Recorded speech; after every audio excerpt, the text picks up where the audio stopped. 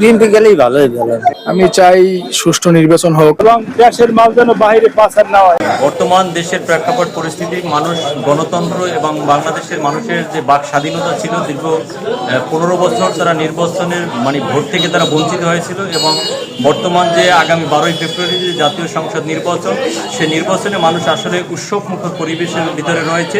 মানুষ ভোট দেওয়ার জন্য তারা যে দীর্ঘ 15 বছর বঞ্চিত হয়েছে, সেজন্য মানুষ ভোট কেন্দ্রে যাবে এবং মানুষ তাদের দলীয় এবং তাদের যে পছন্দের যে প্রার্থী রয়েছে সেই প্রার্থীকেই তারা ভোট দেবে। আমি চাই সুষ্ঠু নির্বাচন হোক। বিগত সরকার যেমন ছিল, অনেকের মতে ভালো ছিল, অনেকের মতে খারাপ ছিল, কিন্তু বর্তমানে ছাত্ররা আন্দোলন করে যা করছে ভালোই করছে। হয়তো অনেকের মতে এটাও ভালো ছিল, অনেকের মতে এটাও খারাপ ছিল, দ্বিমত তো থাকবেই।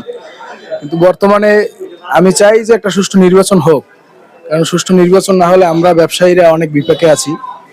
ভালো কোনো বেচা কিনা হচ্ছে না, অনেক ব্যবসায়ীরাই পথে বসে গেছে, ছোট ব্যবসায়ী যারা আছে। তো আমি চাই যে একটা সুষ্ঠু নির্বাচন হোক এবং সুষ্ঠু নির্বাচনের পরে দেশে ভালো কিছু হবে, এটাই আশাবাদী আমরা। আমার মতামত থাকবে যাতে যাদেরকে ভোট দেবো তারা যেন সৎ হয় এবং আইন শৃঙ্খলা ভালো হয় এবং দেশের মাল যেন বাইরে পাচার না হয়। আমাদের দাবি থাকবে দেশে যাতে উন্নয়ন হয়, উন্নয়নমূলক কাজ হয়, দেশের সব মানুষ যেন স্বাধীনতা পায়, কোনো জুলুম যাতে না হয়, ইনসাফ যাতে কায়েম হয়, সবার সাথে, সব শ্রেণীর সব ধর্মের মানুষের সাথে যেন ইনসাফমূলক আচরণ হয়। বিএনপি গেলেই ভালো হবে।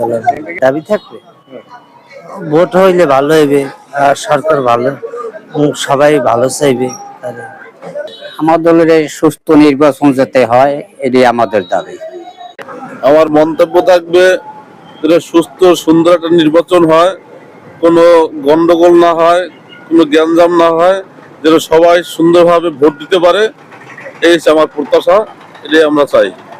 সুষ্ঠু সবল নির্বাচন চাই আমি। না, আমাদের কোনো দাবি নেই। সুষ্ঠু সবল নির্বাচন হলে এইটাই ভালো হইবে আমাদের জন্য, সাধারণ মানুষের জন্য।